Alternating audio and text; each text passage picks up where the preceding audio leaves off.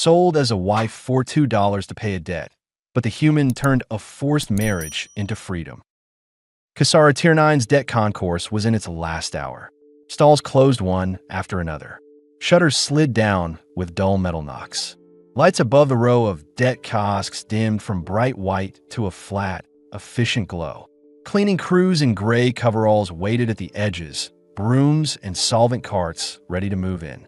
Darren Hale walked through the middle of it with his work bag on his shoulder and the weight of the day sitting behind his eyes. His cargo inspector coat hung open, dark fabric marked with dust from the lower docks. His boots left faint, damp outlines on the polished stone, still warm from thousands of steps. He had spent 10 hours checking crates and manifest tags, making sure what came through Tier 9 matched what the ledgers claimed. It was a quiet job, the opposite of the ground infantry work he had done before. No shouting, no gunfire, no smoke. Just numbers and seals. That was the point. He had promised himself a life built on small, predictable tasks. He was cutting across the debt concourse to save a few minutes on his walk home. That was all. No plan bigger than hot water, a meal, and 6 hours of sleep. He almost missed her. A cluster of people near the far end of the hall drew his eye. Not a crowd, just enough to stand out in a space that was emptying. One broker in a gray coat, one assistant with a handheld slate, one registry panel floating at chest height, its surface glowing with compact text, and one woman under a lamp.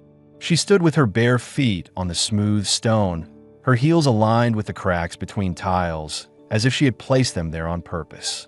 Her skin was a deep, even violet tone, with lighter bands along her shoulders and throat where the overhead light caught. A thin metallic dress clung to her body, sleeveless, low at the chest, the hem shredded around mid-thigh. The fabric was the cheap kind used in debt markets, shiny under strong light and worn to threads at the edges. Her hair fell straight to the small of her back, heavy and emerald green, slightly tangled at the ends. She kept her hands folded loosely in front of her, fingers still, chin level. A chalk slate hung from a cord around her neck, resting against her upper chest. Debt settlement. Wife transfer, 2 credits. A man in a vendor's apron walked past Darren without slowing. He glanced once at the slate, then looked away. 2 security wardens in light armor moved by, talking quietly. They didn't stop either. Darren stopped. He read the words again. The price sat there, blunt. 2 credits. Less than the cost of the jacket he wore.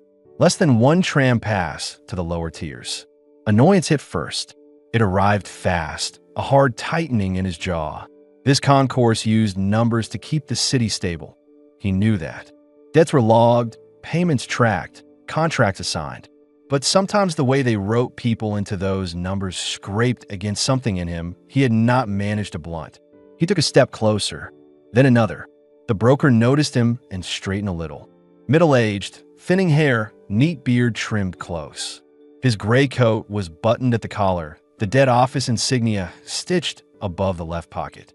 Tired eyes sharpened when he saw Darren's inspector coat and wrist calm. Evening, the broker said. Last case of the day. Quick process, if you're here for it. Darren glanced at the registry panel. A grid of entries filled one side of the display, many of them shaded gray. One line pulsed faintly in blue. Uranii of Kasara lower tier. Debt settlement. Wife transfer. Value, 2 credits. Status, awaiting completion. He let his eyes move back to the woman. She looked about mid-20s. Her face had lean angles, strong cheekbones, a full mouth held in a neutral line. Her eyes were pale teal with vertical pupils, the kind that reflected light in narrow slits. Up close, he could see faint shadows under those eyes, as if sleep had been irregular for a long time. She did not track the movement of people passing by. Her gaze stayed fixed straight ahead, on a point somewhere over his left shoulder. That controlled stare told him more than if she had been sobbing. She had decided she would not beg. That decision sat in every line of her posture. Explain the terms, Darren said. The broker's assistant shifted his slate to a more comfortable grip, bored, but ready to tap whatever he was told. The broker cleared his throat. Debtor family accumulated arrears over 3 years, he said. Business failure, interest penalty fees. Standard story. They had no liquid assets left. They offered the daughter as collateral. We converted her into a settlement bond. You pay the remaining 2 credits. We transfer the wife contract from the family ledger to yours. She becomes your registered spouse. Debt closed. Process is legal, signed, and stamped. Darren listened without changing expression. He had heard versions of this before in his manifest work, just with different nouns. Crates, containers, quotas. The structure was the same. Any current obligations attached? Darren asked. None beyond standard spouse registry, the broker said. You control residence, employment permissions, medical authorizations. You can file for dissolution later at your cost, or reassign if she proves incompatible. The assistant smirked faintly at that word. The woman's jaw clenched so slightly most people would not have noticed. He did. Darren looked at the slate hanging against her chest again. The cord had rubbed the skin at the back of her neck raw. The chalk dust had left pale smears on the edge of her dress. Whoever wrote the words on the board had pressed hard, as if they were irritated even by that small task. He felt anger rise, controlled but solid. It tightened the muscles in his neck.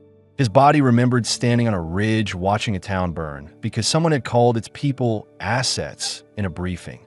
He had sworn then that he would walk away from that kind of thinking. The registry used softer words, but the shape underneath felt too familiar. He knew he could keep walking. No one would stop him. This woman would still be here when he reached his building. Maybe someone else would buy her. Maybe the broker would drag her back to the holding wing. The numbers would shift on a screen. The world would keep going. He realized he had already made his choice when he stopped the first time. Darren stepped into full view of the lamp and met the broker's eye. What if no one pays tonight? He asked. The broker shrugged, businesslike. Then she goes back to holding, he said. We adjust her status. Maybe next offer is a work contract instead of wife. Maybe longer term, less clean. That's our problem, not yours. His gaze slid to Darren's wrist comm. 2 credits is generous. Inspector, he added. We priced her move. You won't see that again. The woman's throat moved once as she swallowed. She kept her eyes forward. She had been standing there for too long. Her lower lip had a small crack in the center, half-healed.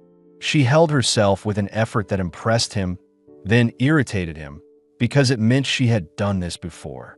Darren raised his wrist and opened the transfer panel with a quick finger movement. His balance flashed up, his month's salary carefully managed. He selected 2 credits and confirmed. His comm vibrated. A soft chime sounded. The registry panel flashed green. The assistant's boredom vanished for a second.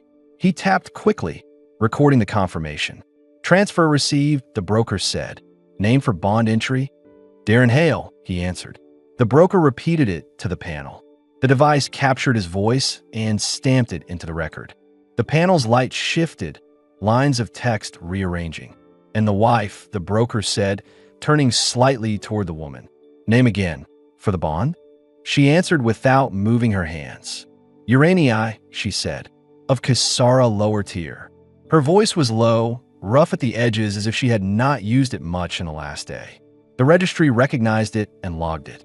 The panel printed it out in clean letters, adding it to Darren's line. A warm sensation spread under the skin of his inner wrist, not painful, but definite. On his comm, a new small symbol appeared beside his ID, a simple mark indicating spouse registration. He glanced up and saw a faint line of light glow just below Uranii's collarbones, a trace shaped like a thin band. It faded, leaving a shallow mark barely visible. Bond confirmed, the broker said. Spouse registration completed. Debt closed on the family ledger. Asset moved to your name. Congratulations. He said the last word without any real interest. It sounded like a closing line read 100 times. Darren ignored it. His attention stayed on the chalk slate on Uranii's chest. It still hung there, the words easy to read, even though the contract was now complete. He stepped closer, slow enough not to startle. May I take that off? He asked. This time he directed the question to her, not the broker. She turned her head just enough to really look at him for the first time. Her eyes searched his face with a flat, practiced caution. She had seen a lot of men in this concourse today, probably in the last weeks, all of them making quick calculations. She tried to read what he wanted. He simply waited. Her shoulders moved with a small breath. She gave a short nod. He reached behind her neck. The skin under the cord was warm and slightly abraded. He loosened the knot with blunt fingers and lifted the slate up and away. For a second, the cord brushed her jaw. She held still. The skin where the board had rested was slightly lighter, compressed by weight. He turned toward the nearest recycling chute. It was a square opening in the wall at waist height, lined with metal. He dropped the slate in. It hit the chute with a hard, clean clatter and slid out of sight. The sound echoed once in the quieting hall. Uraniai's hands twitched. Her fingers flexed, then settled again. Her eyes followed the movement of his arm, then the chute, then returned to his face. "You're not my property," Darren said. His voice was steady. "You're not anyone's debt now." He was not sure when he decided to say those exact words. They came out heavier than he expected. She held his gaze. "You just paid 2 credits for a line on your wrist," she said. "That looks a lot like ownership from here." Her tone was controlled. Underneath, he picked up something harder. Humiliation. Anger. A thin thread of fear she refused to show. "I paid so someone else couldn't," he said. "That line can be a shield. It doesn't have to be a leash." The broker had already started packing up. The registry panel dimmed, saved its records, and folded into a compact bar the assistant slid into a case. "Congratulations again," the broker repeated. "Any problems? Contact the bond office. Just don't bring her back damaged unless you want a different set of fees." He walked off without waiting for an answer.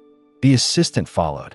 In less than a minute, the space under the lamp changed from a transaction point to a gap in the crowd. Workers passed through the hall on their way home. Cleaning crews moved in behind them with mops and solvent. Uraniai stood in the middle of it, all wrapped in a metallic scrap of a dress and a bond mark that still burned faintly under her skin. Darren slipped his arms out of his coat and held it out again, this time more firmly. "Put this on," he said. "You're shaking." She glanced down at her arms as if she needed to check. Her skin did carry a light tremor now that the immediate process was over. "I can handle cold," she said. "I know," he said. "You shouldn't have to." The sentence came out sharper than he intended. It wasn't aimed at her. She studied his face one more time, then pulled the coat around her shoulders. The fabric was heavy and lined. It swallowed the cheap dress, covered the exposed skin, and settled with a weight that felt unfamiliar. The smell of his day came with it. Oil, metal, dock dust, a faint hint of salt from the lower climate vents, and something else. Old soap, worn cotton. Human. Lived in. She pulled the lapels tight. The collar brushed her jaw. The hem nearly covered her knees. "You look tired," she said, surprising him with the comment. "I am," he said. "That doesn't change this." "This," she repeated. "What is this for you?" He considered that while a cleaning drone whirred past them, spraying solvent onto the empty tiles where she had stood. He could say he had a mission. He didn't. His days centered on cargo codes and seal checks. No slogans, no causes. But he did have a line he refused to cross again, something that had settled in him when he walked away from the uniform. "I don't want people turned into numbers and handed around while I stand and watch," he said. "I did that once. It stayed with me." She heard something in his voice that made her look at him differently. She shifted her weight, testing the floor with her bare toes inside the coat's shadow. "Are you going to tell me that buying me is your way of making up for past sins?" she asked. "If I needed redemption, there are cheaper ways than feeding you," he said. "Feeding me," she said slowly. "Are you hungry?" he asked. The question cut through the theory. Her stomach answered with a small, audible sound. She tightened her arms over her middle, but it was too late. "Yes," she said. "They gave us watered grain at midday. Nothing since." He nodded. "There's a canteen on the tier edge," he said. "Good enough food. Real meat. You can eat and sit without anyone reading your price out loud." Suspicion flared again. "And after that?" she asked. "After that, I offer you a place to sleep with a door you can lock," he said. "Then tomorrow, I start on the paperwork to move you out of the debt column completely." She narrowed her eyes. "You talk like the ledger is a battlefield," she said. "This city fights on paper more than in streets," he answered. "I know how to work around orders." Forms could be treated the same. He turned toward the exit and waited. He did not reach for her arm. She looked back once toward the spot where the broker had vanished, then down at the coat, then at the floor stretching away behind her. That path led back to holding cells and debt offices. She knew the structure well. Every turn, every door, every face that watched without caring. Then she looked at the side corridor where he was standing, the man who had thrown her slate in a chute and called the bond mark a shield. "Fine," she said. "For dinner." It was as close to trust as she could manage. They walked side by side toward the stairway that climbed to the outer rim. He kept half a step between them, enough distance to give space, close enough to reach for her if she stumbled. She did not. As they climbed, the sounds of the concourse softened behind them. Up ahead, new sounds replaced them: clatter of dishes, the hiss of grills, low talk from tired workers. The canteen on the edge of Tier 9 was a long, open-fronted room cut into the outer wall. The floor was worn metal. The ceiling was low. A wide gap in the outer wall served as a window, the only barrier a waist-high railing. Beyond it, the city dropped in stacked tiers, lights spreading outward. Trams moved along glowing tracks below, small and distant. Heat rolled from the grill behind the counter. Thin strips of marrow meat seared on a flat iron surface, their edges crisping. A pot of cassara broth bubbled on a rear burner, thick with root and spice. On the counter, stacks of flat Zyron bread waited under cloth covers. Darren walked to the front, nodded at the cook, an older woman with broad shoulders and a towel thrown over one of them. "Long day?" she asked, eyeing the dock dust on his coat. Then she noticed who wore the coat now. Her gaze moved from Uraniai's face to the faint glow of the bond mark at her collarbone. She didn't comment. She just waited. "2 plates," Darren said. "Merrick and Zyron. 2 coffees. 1 sweet." The cook nodded, grabbed plates, and moved with quick, economical motions. Meat hit plates in tidy portions. Bread followed, still warm, soft center, and slightly crisp edges. Coffee poured in thick, dark streams from an old metal pot, steam rising. Uraniai stood slightly behind Darren, her hands hidden in the coat sleeves. The smells of meat and bread hit her. Her throat tightened. She felt hunger sharpen again, mixing with a remembered shame from earlier that day when she had eaten under someone else's stare in a holding room. This already felt different, and that difference scared her. They took a table near the open wall. The metal surface was worn smooth by countless elbows. From here, she could see the drop in the city lights without turning her head much. The air carried a mix of food smoke and the cool draft from outside. Darren slid her plate toward her and set the sweetened coffee on her side. "Eat," he said. He spoke in the same tone he used when telling a dockhand to step back from a loose crate. Simple instruction, no pressure. She picked up a strip of meat between her fingers. The surface was slightly charred, the inside still tender. She took a small bite, chewed, and swallowed. Salt and fat hit her tongue. The sensation was almost overwhelming after the bland grain from earlier. Her shoulders relaxed by a small degree. She picked up a piece of flatbread, tore it, and used it to scoop up a bit of meat and juices. "You always come here?" she asked between careful bites. "Often enough," he said, "when I finish late. The food is worth the walk." "You work the docks?" she asked. "Cargo manifest inspector," he said. "Tier 9 intake. I check that what comes in matches what the ledgers say. If it doesn't, I make people uncomfortable until it does." "Before that?" she asked. "Infantry," he said. "Frontier regiments. Different job. Same problem. People turning lives into numbers." He didn't add details. She heard enough in his tone. "And you?" he asked. "What did you do before someone wrote that slate around your neck?" Her mouth tightened. She took a sip of coffee to buy a moment. "My family ran a small repair stall down tier," she said. "Cooling units, basic filters, wall heaters. My father liked to take loans to expand. He never liked to check terms." There was more behind that sentence than she shared, but the shape was clear enough. "When the business collapsed, the debt stayed," she continued. "They wanted our walls. We had nothing left but me. I signed because I was the only one healthy enough to work out the years. They promised a contract, not a slate." Her voice stayed level. but her hand pressed a little harder on the edge of the table. They wrote my name in a different column once my value dropped, she added. Sick mother, fees, delays. Suddenly, I was less useful on a work line and more profitable as a wife bond. 2 credits was their way of shrugging. Darren listened. He didn't interrupt. His own plate sat half-eaten. You knew this could happen, he said. I knew they could decide anything, she said. I decided not to give them a performance on top of it. No crying, no begging. Just stand there and let anyone who looked see that I was not the thing written on the chalk. He nodded slowly. You managed that, he said. You also looked like you might fall over if no one moved you soon.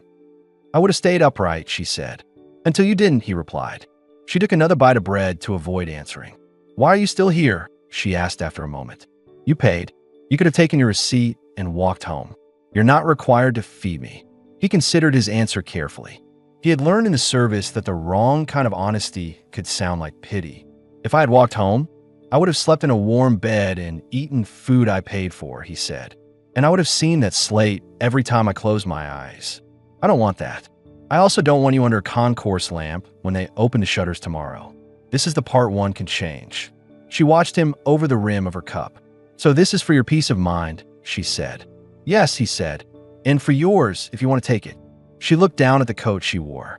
She could feel the weight of it on her shoulders, the warmth gathering under it, the unfamiliar sense of being completely covered in a public place. What is your main mission then? She asked. If you're not a soldier anymore and you're not some noble savior. He thought. The word mission tasted wrong in his mouth. He had heard it too often shouted in briefings. Stay small, he said finally. Do my job. Keep people honest when I can. Refuse to look the other way when something crosses a line. That's it. That sounds like a mission, she said. It isn't written on any wall, he replied. That makes it safer. She leaned back slightly, chair scraping softly on the floor. The food had steadied her. Her hands no longer shook. And me? She asked. What do you think I'm doing here besides being a line on your column? Right now, he said. Eating. And after that, she said. Trying not to lose the last part of yourself you still respect, he answered. You've done well with that so far. Her lips parted in surprise. She hadn't expected him to name it that directly. I'm trying to stay myself, she said quietly. That is the only mission I've left. Then we have compatible goals, he said. The simplicity of that comment settled between them with more weight than his earlier explanations. They finished the meal. When she had eaten the last piece of bread, she looked at her empty plate and then at him. What now? She asked. Now I walk home, he said. You can come with me and see if my spare bed is acceptable. If it isn't, you can leave in the morning. With a full stomach. Your choice. And the bond mark? She asked, touching the faint line under her collarbones. I use it to argue in your favor if any creditor or clerk tries to pull you back, he said. I don't use it to keep you in a room you want to leave. She focused on his face again, trying to detect the first crack in that promise. You are very sure of yourself, she said. I'm sure about what I can live with, he answered. Owning someone is not on that list. He stood up, dropped a few small credit chips on the table for the cook, and picked up his bag. He didn't reach for her this time either. He walked toward the exit and glanced back once. She remained seated for 3 long heartbeats, eyes on his back. Then she stood, pulled the coat tighter, and stepped after him. As they left the canteen, the city air met them cool and dry. The open corridor along the tier's edge carried the distant sounds of trams and the low thrum of power lines. The night over the lower levels was a hazy dark, broken by lines of light from windows and signage. Darren turned toward the residential tower where he rented a narrow unit. Urania matched his pace. Her bare feet made soft sounds on the metal walkway. The coat hid most of her thin dress, but every now and then, when the corridor lights shifted, he saw the metallic fabric at her thighs through the opening. He noted it and forced his eyes back up. He was not blind to her body. He had no intention of starting this on that level. She noticed him looking away and filed it away in her own calculations. They reached the base of his building, a tall stack of narrow flats, each marked with a small light beside the door. The entrance corridor smelled faintly of cleaning fluid and recycled air. He keyed open the front access and held the door without flourish. Last chance to change your mind, he said. She stepped through without slowing. I changed my mind about many things in that concourse, she said. Coming here is not the worst of them.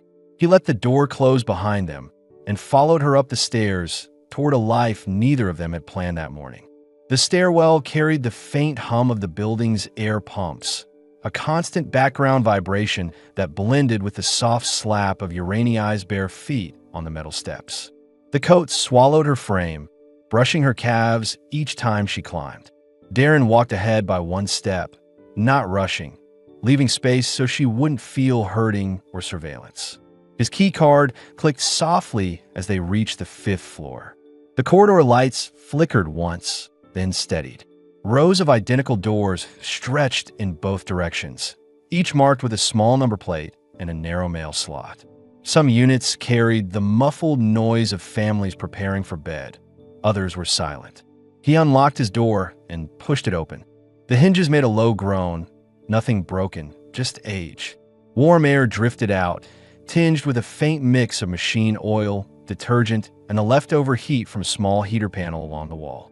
She stepped inside and stopped just past the threshold, scanning the space with quick, sharp glances.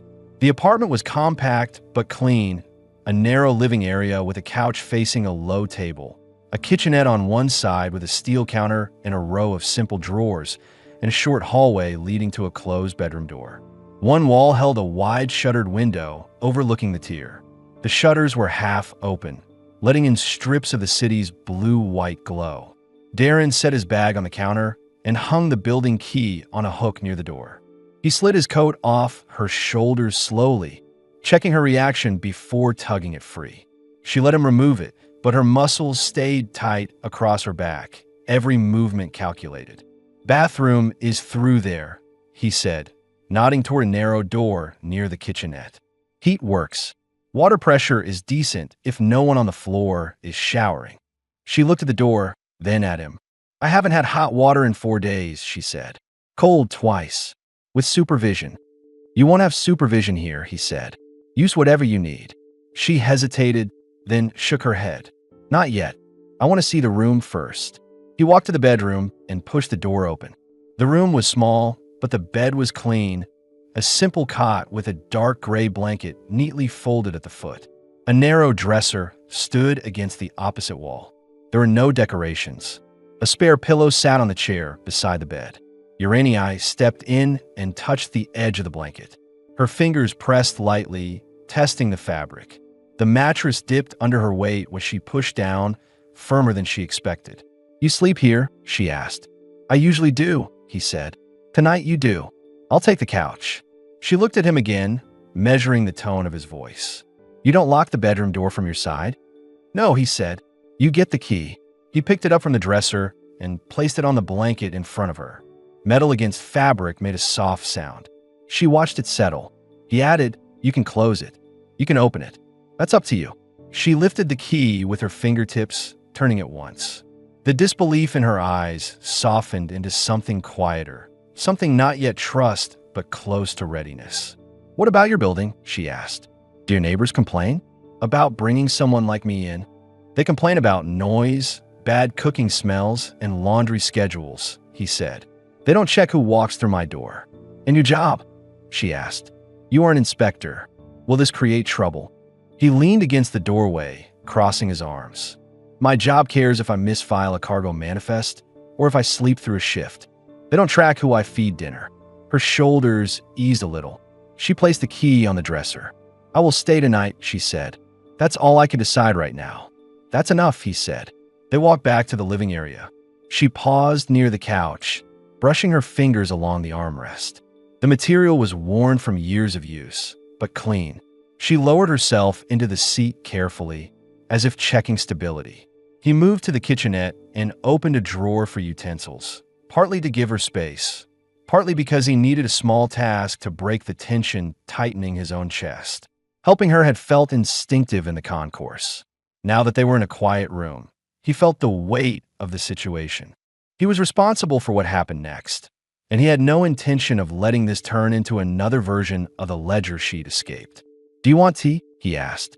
She blinked at the unexpected offer. "Tea? I have Orvan leaf packets," he said. stronger than the canteen's coffee. She nodded once. If it's warm, yes. He boiled water on the small induction plate. The kettle made a low hum, steam curling up. He poured the hot water over the packet in a metal cup. The scent rose immediately, sharp, citrus-like, slightly bitter. When he handed it to her, she wrapped both hands around it, letting the heat soak in her palms. Her shoulders relaxed another fraction. "Why did you leave the infantry?" she asked, watching the surface of the tea ripple. He sat on the opposite end of the couch, leaving a space between them. "I disagreed with an order," he said. "They wanted us to clear a civilian area. I refused. They offered reassignment. I declined, so I left." "Did you lose anything?" she asked. "A promotion, a pension, a place to sleep that didn't leak," he said. "I gained a quieter life. Fewer weapons pointed at children. Fair trade." She considered that. "You speak like someone who has seen a lot. Enough to recognize the same patterns in different buildings," he said. "A ledger can be as dangerous as a rifle if the wrong person writes the line." Her eyes lifted. "And you think the broker today was dangerous?" "I think he didn't care," Darren said. "And sometimes that's worse." She sipped the tea. A small sound left her throat, comfort, not pain. She held the cup with both hands to steady it. "What do you want from me?" she asked. "Truly, nothing," he said. "But I want something for you." That answer visibly unsettled her. She pressed her lips together, then asked, "What is it?" "To give you the time and space to choose what you want next," he said, "without a slate telling you." She looked down at the tea, steam rising past her cheeks. "I don't know what I want." "You don't need to know tonight," he said. "Just sleep, eat again in the morning. Then you decide what direction your life moves in." She exhaled slowly. The sound carried exhaustion and cautious relief. "What if I decide to walk out tomorrow?" she asked.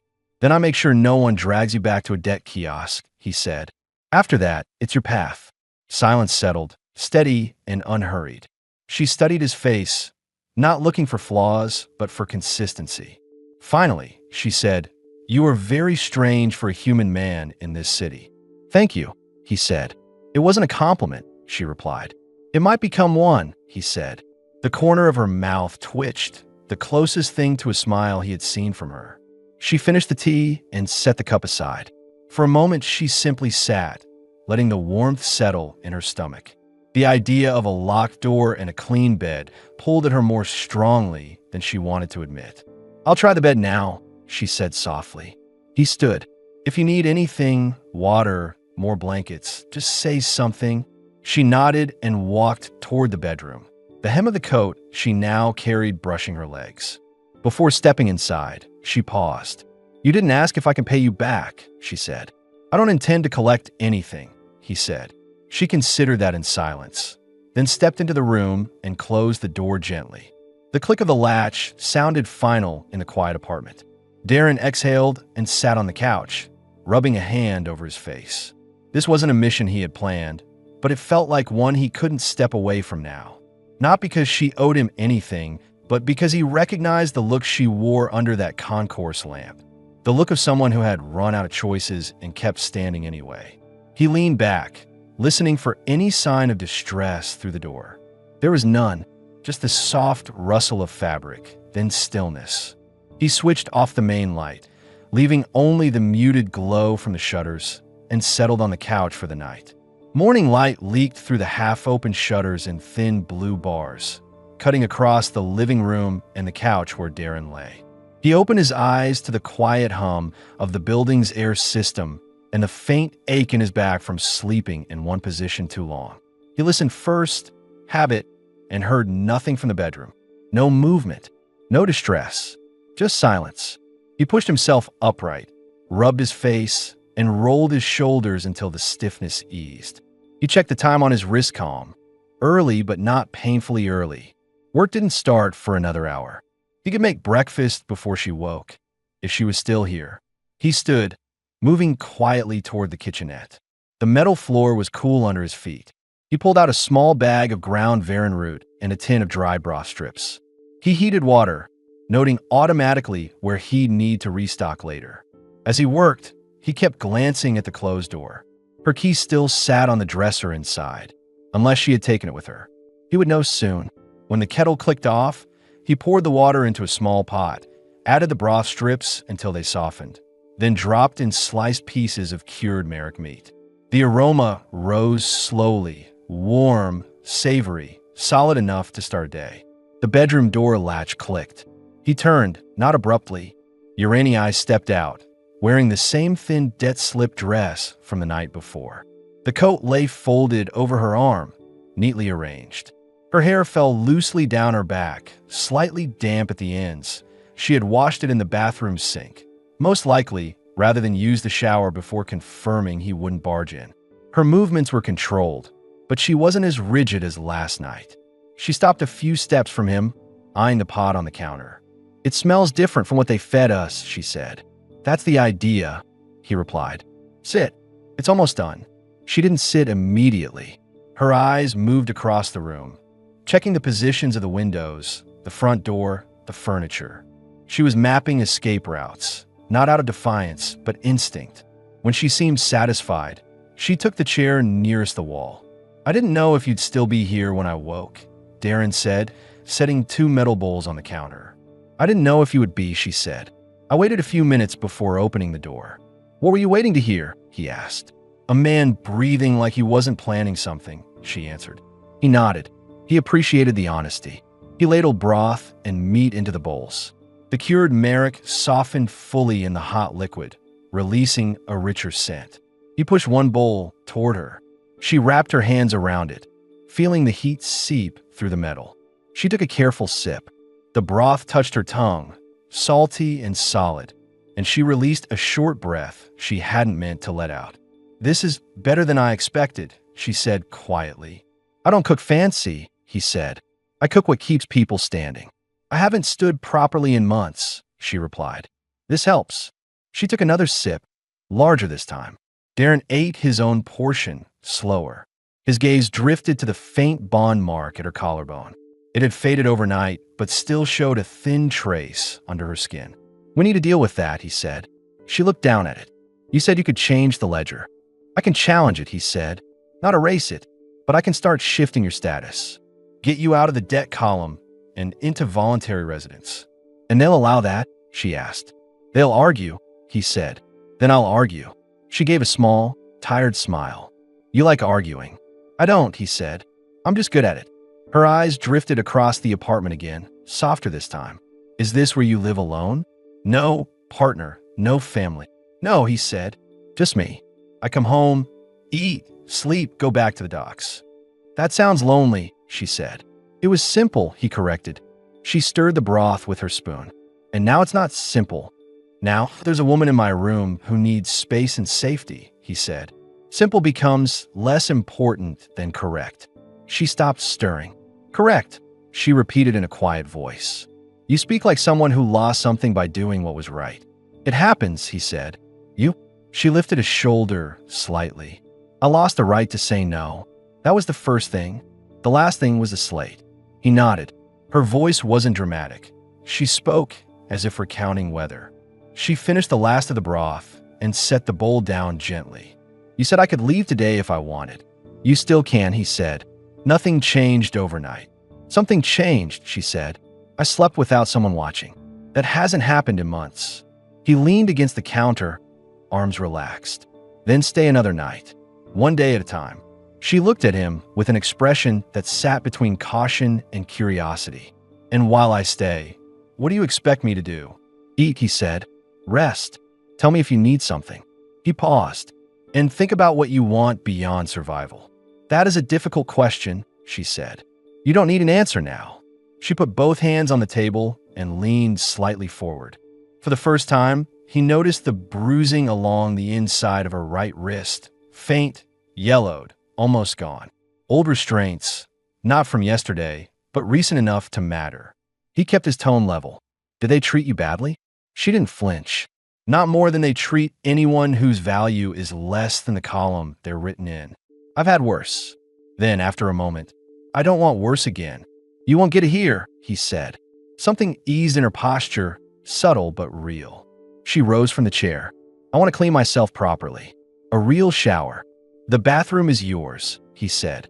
She paused in the doorway, hand on the frame. If I close the door, will you stay out? Yes. If I take long? Yes. Her shoulders lowered a fraction, and she stepped inside, closing the door with a soft click.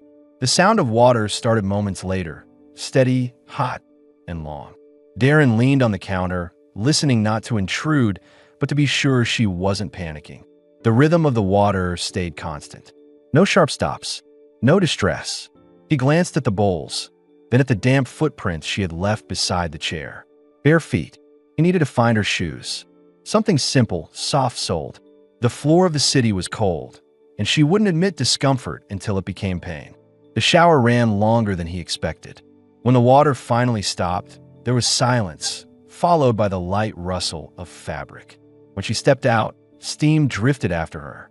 Her hair was fully wet now, hanging heavy and darker down her back. Her skin looked warmer, less tight around the edges. She wore the debt-slip dress again, but she held the coat in her arms. She looked different, not in shape, but in presence. More awake, more aware of herself. I haven't felt clean in months, she said. I almost forgot what that felt like. Take all the time you need, he said. She set the coat down on the couch. I want different clothes, she said. Something that isn't this. We can go to the market after my shift, he said. There's a stall that sells good things for cheap.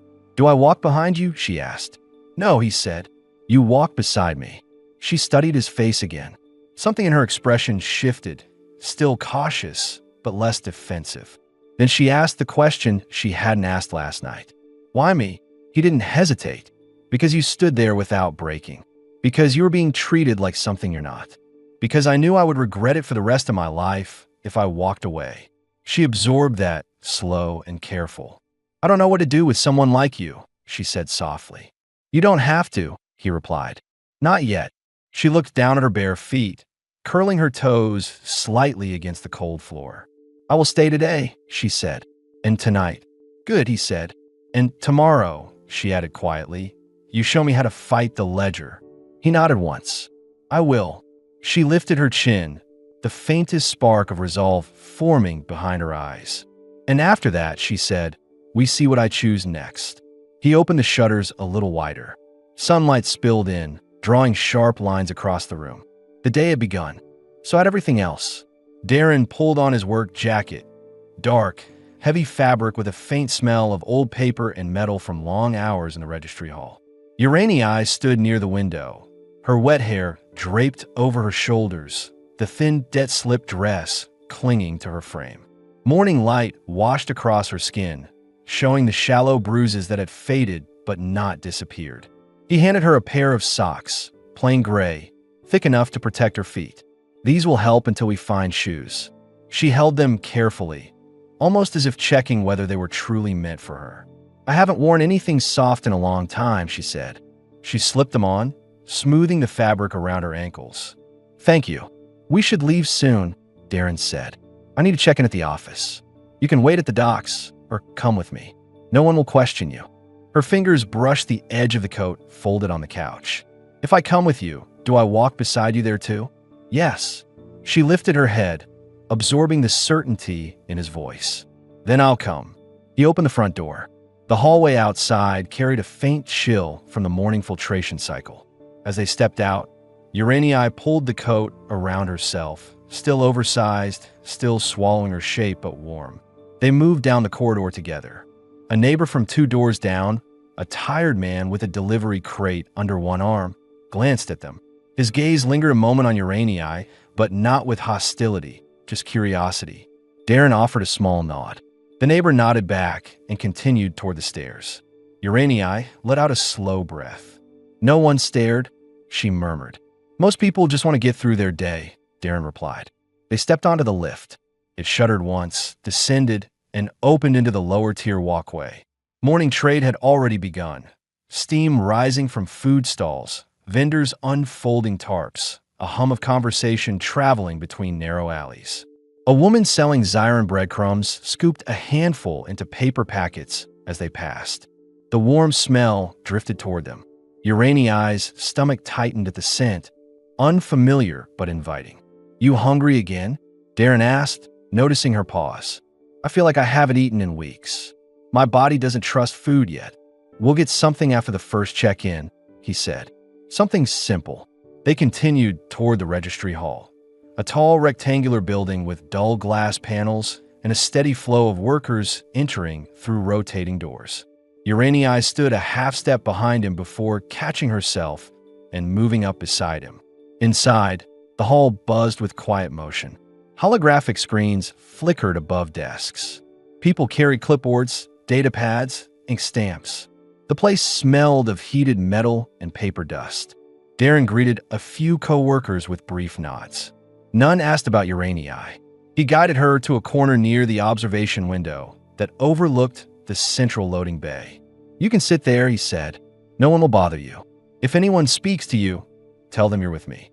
She sat on the metal bench, folding the coat carefully over her lap. Darren walked to his desk, only a few meters away, where he logged the morning manifest numbers.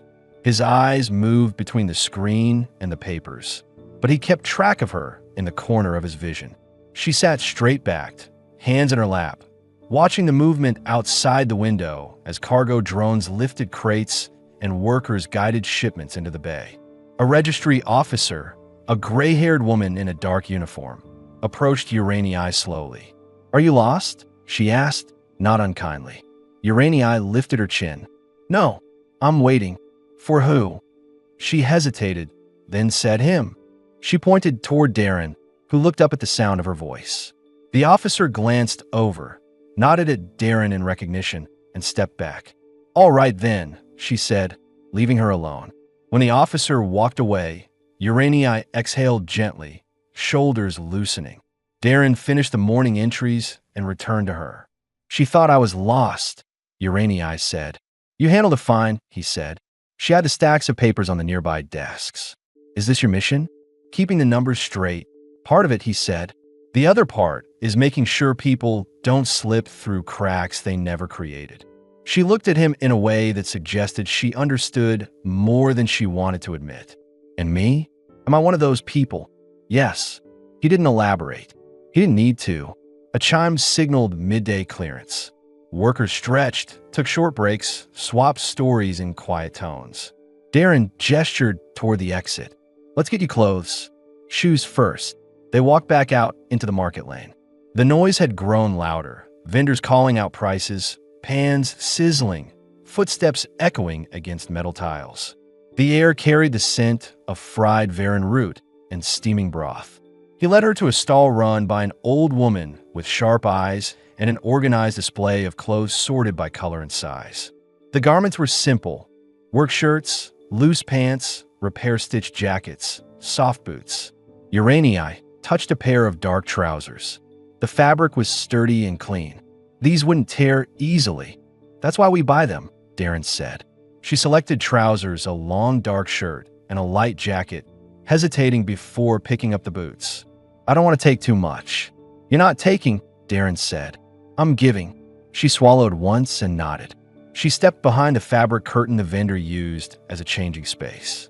Darren waited, hearing the faint rustle of cloth as she dressed. When she stepped out, the difference was immediate.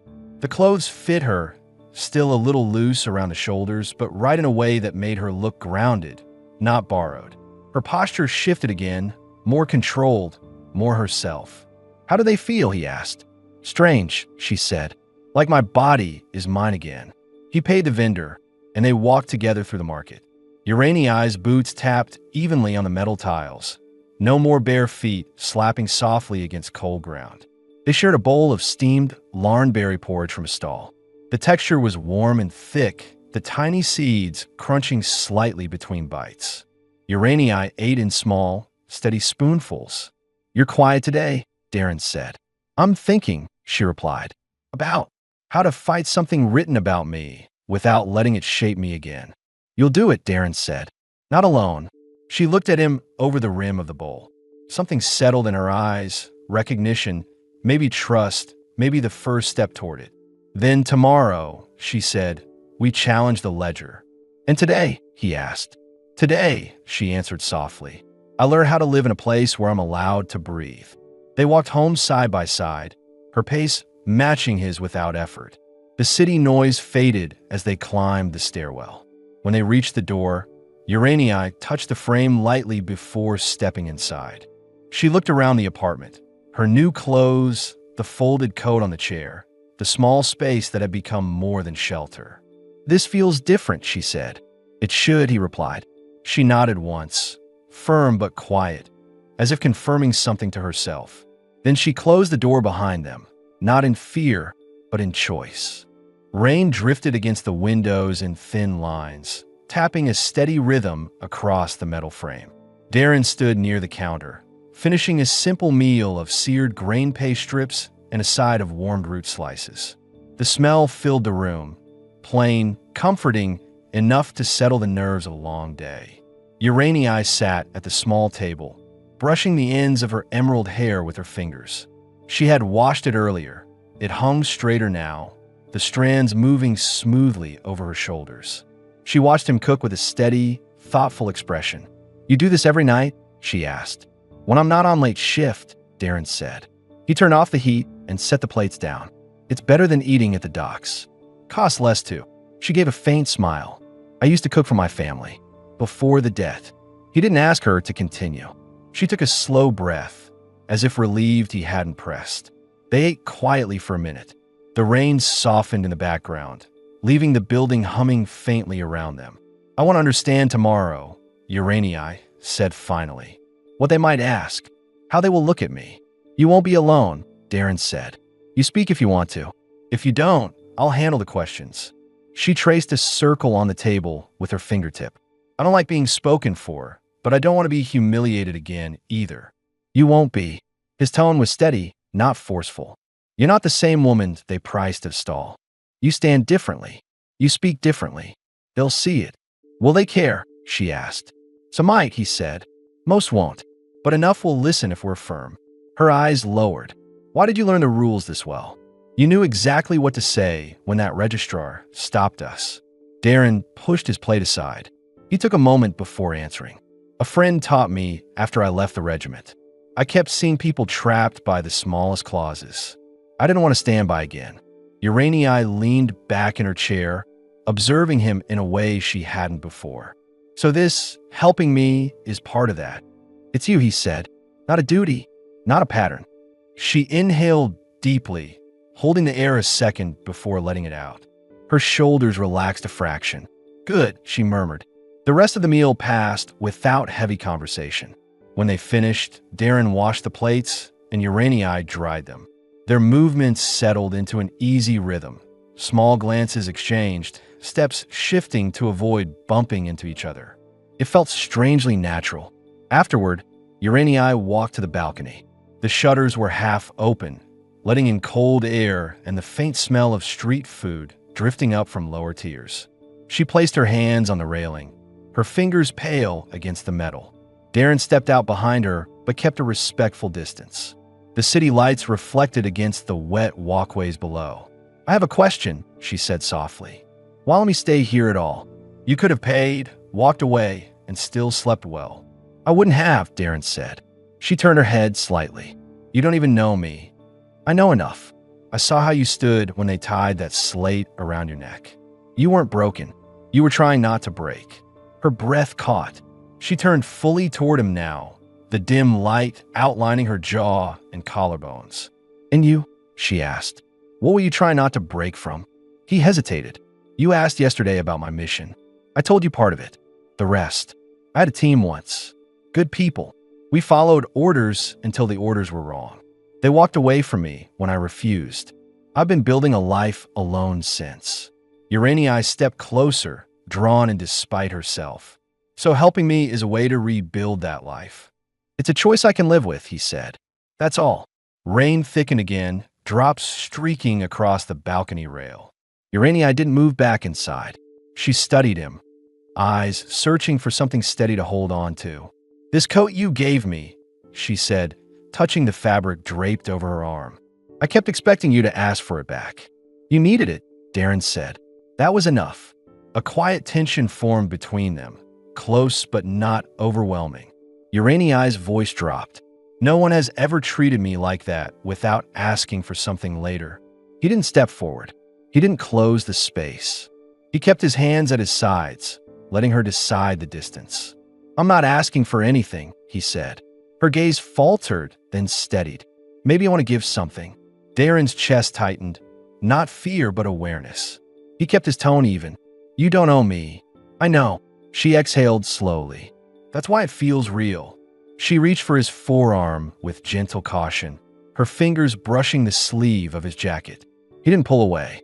The touch lingered, a brief contact, light and warm, the first time she'd initiated anything physical without fear behind it. The moment held until she released him, drawing her hand back to herself. "I'm tired," she whispered, "but I don't want to sleep yet." "Then stay out here a little longer," he said. "I'll be inside." She nodded, turning toward the city again. Darren stepped back inside, glancing at her once before closing the balcony door halfway, giving her space but staying close enough if she needed him. When she finally returned to the room, her expression was calmer. She walked past him, her shoulder brushing his arm. Barely, but intentional. "Tomorrow," she said quietly, "I want to walk into that hall with you. Not behind you." "You will," Darren replied. "And they'll know it." She looked at him for a long second before going to the bedroom. This time, she didn't close the door all the way. The half-closed bedroom door stayed still for a long moment. Darren remained by the counter, hands resting lightly on the edge, unsure whether to move or give her space. The room carried the faint warmth of the meal they had shared, mixed with the cool air drifting in from the balcony. Nothing felt rushed. Nothing felt uncertain, only suspended. Uraniai's voice broke the quiet. "You can come in if you want." The invitation was soft but deliberate, not hesitant, not fearful, a choice spoken plainly. Darren stepped toward the doorway. The dim light inside the room outlined her shape. The dark shirt he'd given her earlier lay folded on the chair, untouched for the night.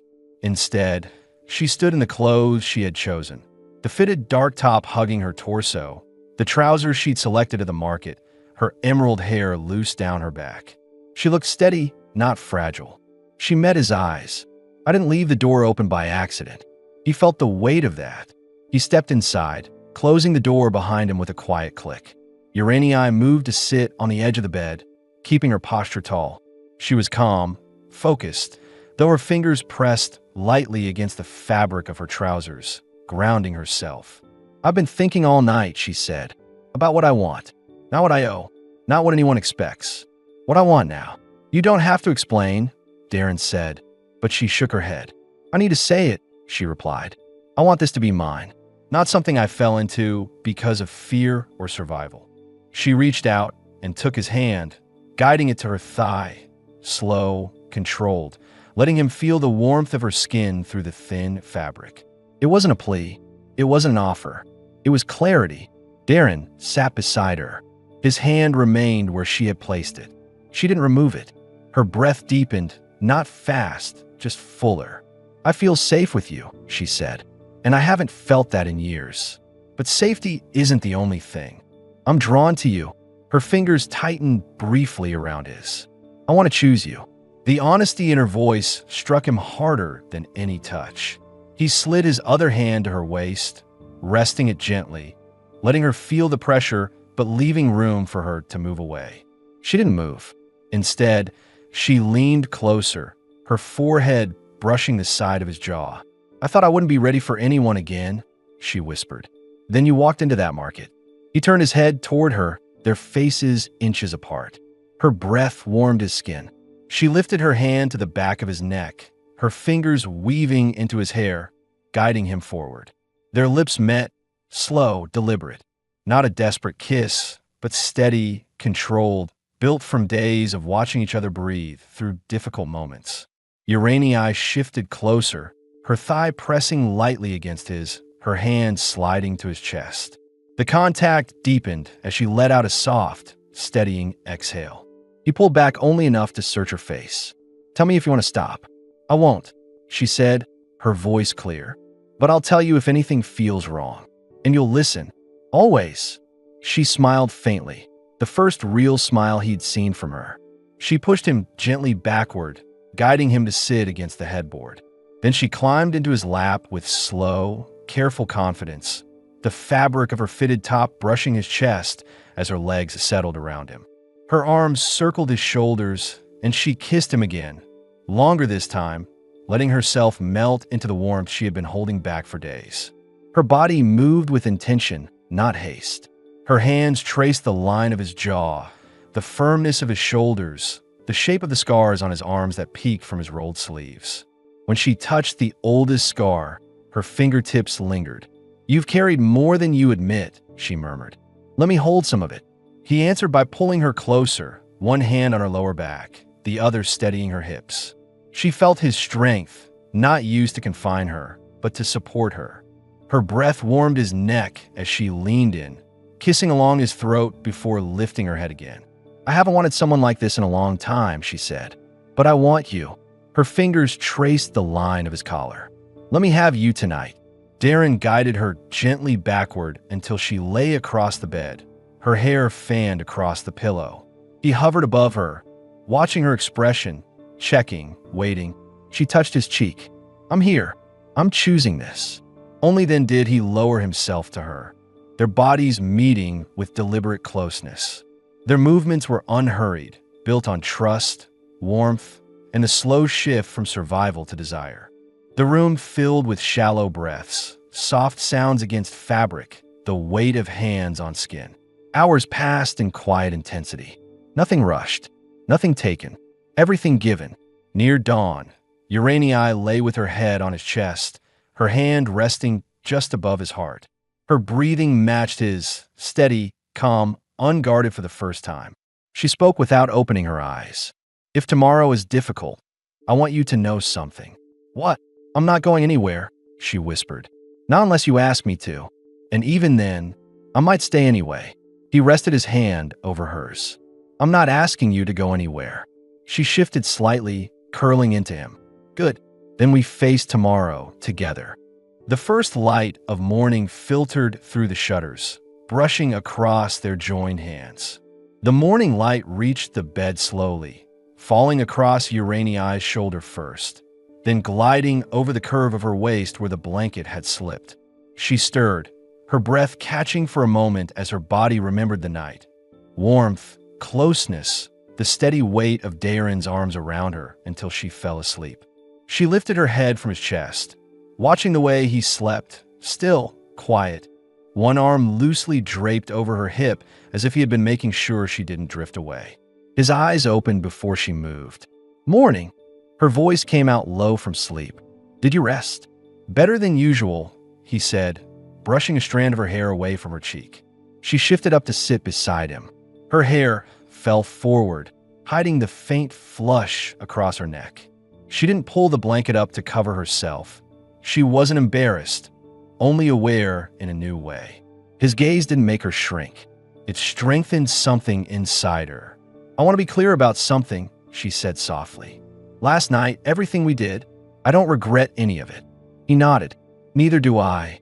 And I'm not afraid this morning," she continued. "I thought I might be. That's why I'm saying it out loud." Darren pushed himself up beside her, the sheets pooling at his waist. His voice was steady. "You never have to explain fear to me. But if you say you're not afraid, I'll believe you." Her shoulder brushed his. For a moment, they sat in silence, breathing the same cool air drifting through the half-open shutters. Then she stood, gathering her clothes from the chair. She dressed slowly, the movements calm, deliberate, her fitted top smoothing against her skin, her trousers settling around her hips with familiar comfort. Darren dressed as well, pulling on his dark work shirt and jacket. When he tied his boots, Uranii stepped closer and rested a hand on his shoulder. "Whatever happens in that hall," she said, "don't shield me from all of it. I need to stand for myself, too." He looked up at her. "I'm not here to fight your battles for you. I'm here to fight beside you." Her fingers tightened slightly on his shoulder, then released. They stepped out into the hallway together. The walk to the registry was long, but steady. The city was already awake, steam rising from cooking stalls, voices trading prices, vendors stacking metal trays of fried Varan root and meat skewers brushed with spiced oil. Uranii glanced at the food carts, slowing when she smelled something familiar. "That one," she said, pointing to a small stand run by a man with a wide-brimmed hat. I used to eat those when I was younger. Darren bought two. The skewers were warm, the meat tender with a crisp sear on the edges. She bit into hers slowly, eyes softening at the taste. I didn't think I'd ever have this again. You will now, Darren said, as often as you want. They ate as they walked. Urania's steps were sure, her head high. Her boots tapped evenly across the metal walkway. No hesitation, no trace of the woman who had once stood barefoot in a market stall waiting to be purchased like a tool. When they neared the registry hall, the building rose above them in a tall block of gray metal and claystone. People filed in and out, clerks, petitioners, traders, each carrying papers or data pads. A few looked at Urania, their eyes lingering on her skin, her hair, her confident stride. But unlike before, she didn't glance down. She looked straight ahead. Inside, the air was cool and dry. Rows of terminals hummed. A line of clerks sorted stacks of files. Darren walked to the counter, Urania beside him. The same registrar from before, the one who had read out her debt file with thinly disguised amusement, stepped forward. You again, he said. The petition is still under review. You'll need to wait. We're not here to wait, Darren said. Urania took a step forward, standing fully in the registrar's line of sight. We're here because the record tied to my name is wrong, she said, and I'm here to say it for myself this time. The registrar blinked. He hadn't expected her voice, her presence, or the calm that held her upright. Your debt claim is exploitative, she interrupted, and improperly filed. The transfer price was unlawful. The inspection record of the broker was flagged already. She lifted her chin. You know this. You chose to ignore it. The registrar stiffened. People nearby paused their work, listening. Darren didn't speak yet. He let her stand in her own strength. Urania continued, her voice firm but even. I'm not here because someone bought me. I'm here because I live with him now by choice. And I will not have a document define me as property. Murmurs flickered through the clerks behind the desk. The registrar swallowed once. It's not my decision alone. That's why, a calm voice said behind them, I'm making one. The honest clerk, older, quiet, the one who had watched them closely last time, approached with a sealed file in hand. I reviewed the case, she said, and the inconsistencies are too large to ignore. She placed the file on the counter and opened it. The bond ledger will be amended today. Her record will be coded as voluntary partnership, equal standing, permanent unless she chooses otherwise. Urania froze for half a second. Her breath hitched just once before she steadied herself. She met the woman's gaze. Thank you. The clerk nodded. I'm not doing this for gratitude. I'm doing it because someone should have done it earlier. She slid 2 digital plates across the counter. Signed together. Urania looked at Darren. Darren looked back. No hesitation passed between them. They placed their hands on the plates, their signatures lighting in pale blue lines. The clerk pressed the final seal. The screen brightened with a new code, partnership, mutual consent. It was done. When they stepped out of the building, sunlight cut across the street in long bands. Urania stopped on the walkway, letting the warmth hit her face. Darren waited silently until she turned to him. Her voice was low but steady. Something feels different. That's because it is, he said. She stepped closer, not shy, not unsure. Her hand slid into his, fingers interlacing. Last night was choice, she said. This is too. He tightened his hold. All of it will be. She leaned her forehead briefly against his cheek, a quiet gesture of closeness before pulling back. Let's go home, she said. And for the first time, the word home sounded like it belonged to both of them. The walk back to the apartment felt different. The same streets, the same vendors, the same steam rising from food stalls, but every step carried a new weight. Not fear, not pressure, something grounded, chosen. Urania walked beside Darren with her shoulders square and her gaze forward. She didn't check who watched her. She didn't shrink from eyes that lingered too long. A quiet certainty settled into her stride. They reached the stairwell. As they climbed, Urania brushed her hand along the railing, as if confirming she was returning to a place that now truly belonged to her. At the apartment door, she paused. Before we go inside, she said softly, I want to ask you something. Darren turned to her. Ask. She studied his face, calm lines, tired eyes, the hint of a smile that only appeared when he looked at her. When you signed that form, did it feel like a burden lifted or added? He answered quickly, without weighing it. Lifted. A small exhale left her, barely audible. Good. I didn't want to trap you in anything. You didn't trap me, he said. You freed both of us from something we didn't choose. Her fingers grazed his wrist. She unlocked the door and stepped inside. The apartment was quiet, touched by late afternoon light drifting through the shutters. Urania slipped off her boots and walked to the balcony. Darren followed at an easy pace, giving her room to settle her thoughts. She leaned on the railing, watching distant trams glide between tiers. When I stood in that hall today, she said, I thought I might break. But then I heard your voice behind me, just breathing, not telling me what to do, just being there. He stood beside her, elbows resting on the rail. I wasn't going to speak unless you needed me.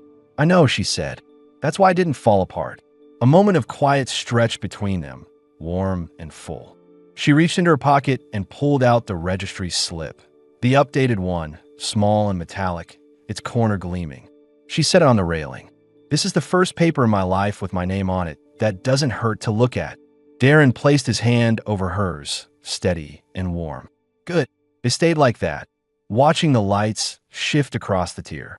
The city hummed beneath them, distant but steady. Later inside, Darren cooked a simple dinner. Seared root slices, grilled meat strips glazed lightly with spice oil. Urania set the table. She moved with ease now, opening cabinets, reaching for cups, adjusting things without asking permission. They ate quietly, comfortable in the silence. When they finished, she washed the plates while he dried them. Their elbows bumped, and she left her arm against his for a moment longer than needed. After cleaning up, she turned to him. Can we sit? She asked. They sat on the couch.